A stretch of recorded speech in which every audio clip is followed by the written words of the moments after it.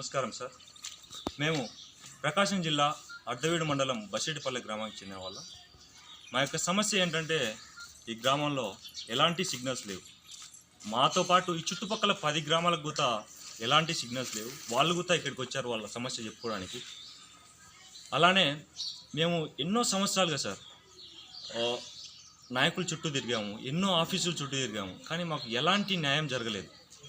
ఇప్పుడు మేము ఈ సమస్యని మీ ముందుకు తీసుకొద్దామని ఒక ప్రయత్నం చేస్తున్నాం సార్.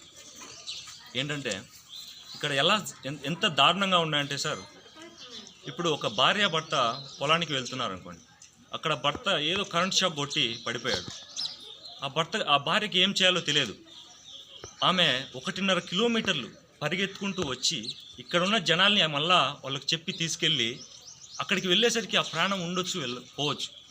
అదే ఒకవేళ మాకు సిగ్నల్స్ ఉంటే, మాకు టవర్ ఉంటే, ఆ భార్య మాకు ఫోన్ చేస్తే మేము ఆగమేఘాల మీద వెళ్ళి ఆయన్ను బతికించుకునేవాళ్ళం. మాకు ఒక సిగ్నల్ కానీ, మాకు ఒక టవర్ కానీ అదొకటి ప్రొవైడ్ చేయండి. మేము చుట్టుపక్కల 10 గ్రామాలు ఇలానే సఫర్ అవుతున్నాయి. ఈ కొన్ని వేల గొంతులో ఉన్న బాధ ఈ ఒక్క గొంతుతో మీకు వినిపిస్తుంది సార్. ఇది పెరిగే పిల్లలకి, ఉన్న ఉద్యోగులకి చాలా ప్రభావం చూపిస్తుంది సార్.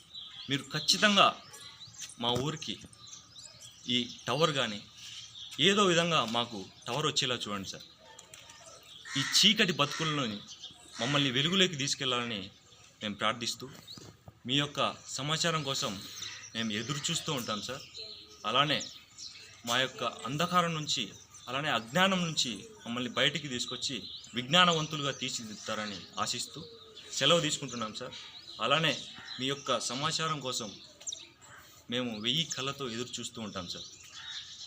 అలానే ఈ వీడియో చూస్తున్న ప్రతి ఒక్కళ్ళు ఇది జగన్ గారి దృష్టికి వెళ్ళేలా చూడండి. మా యొక్క సమస్యను పరిష్కరించడంలో మీరు పాలు పంచుకుంటారని చెప్తూ సెలవు తీసుకుంటాం. జై హింద్.